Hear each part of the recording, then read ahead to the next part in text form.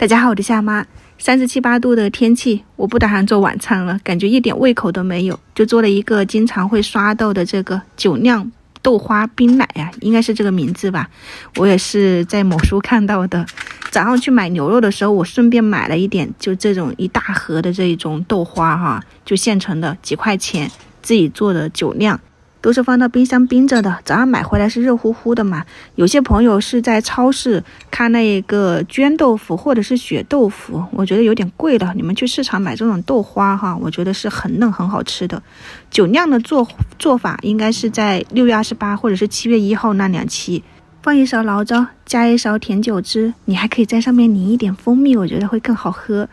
然后就是这种冰箱里面冰镇过后的纯牛奶或者是鲜牛奶，我们家好几种，我现在的牛奶基本上都是换着喝的，不钟爱一种了。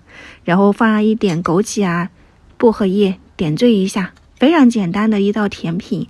我个人试了一下哈，就这种豆花的嫩，搭配这种冰凉的甜酒啊，还有一些牛奶，口感还是很好的。你们喜欢也可以去尝试一下。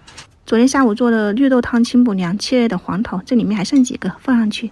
你们可以在上面也放昨天那种调料，就是外面卖的那种冰豆花呀，好像10几块钱一碗哈，挺贵的，在家里面自己做吧。